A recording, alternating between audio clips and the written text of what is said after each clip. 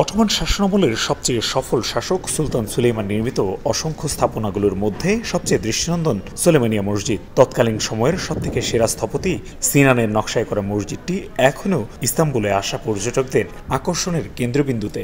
ভেতরকার চোখ ধাঁধানো নকশাসহ চমৎকার নির্মাণশৈলী নজর কাটছে এখনও। মসজিদের ঠিক পাশেই রয়েছে সুলাইমান সহ তার সন্তানদের সমাধি। নামাজ আদায়ের পাশাপাশি সেখানে থাকা সুলাইমানের স্ত্রী ও অটোমান শাসনামলের অন্যতম ক্ষমতাধর নারী হুররাম সুলতানের সমাধি দেখতেও আসেন অনেক পর্যটক। অন্যদিকে স্থাপত্যশৈলীতে অনন্য ১৭০০ শতাব্দীতে নির্মিত সুলতান আহমেদ মসজিদ বা ব্লু মসজিদও নজর কাটছে পর্যটকদের। সুলতান প্রথম আহমেদের নির্দেশে মসজিদটির নকশা করেছিলেন সে সময়ের অন্যতম সেরা স্থপতি মেহমেদ আগা। মসজিদটির কারুকাজ থেকে শুরু করে গম্বুজ বা দরজা জানালা সবকিছুতেই প্রকাশ পায় অটোমানদের রুচিবোধ। ব্লু মসজিদে একসাথে নামাজ আদায় করতে পারেন ১০,০০০-এর বেশি মুসল্লি। মসজিদ দুটির সৌন্দর্যে অভিভূত পর্যটকরা।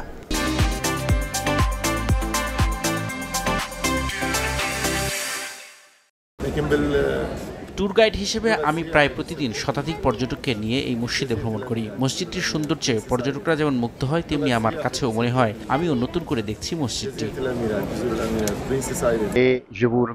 ইস্তাম্বুলের অনেক মসজিদের নির্মাণশৈলী প্রায় একই, তবে এই মসজিদটির কারুকাজ আমাকে মুগ্ধ করেছে। অসাধারণ স্থাপনা এটি।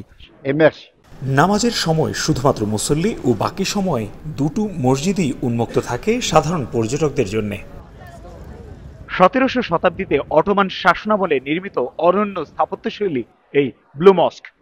এত বছর পরেও এর ভেতরকার সৌন্দর্য তো বটেই, বাইরের পারিপার্শ্বিক সৌন্দর্যেও মুগ্ধ বিশ্ব পর্যটকরা। তাই প্রতিদিনই অসংখ্য পর্যটক আসেন এই মসজিদটি ভ্রমণ করতে। ইস্তাম্বুলের ব্লু মস্কের সামনে থেকে তারিকুল হাসান আশিক, সময় সংবাদ, তুরস্ক।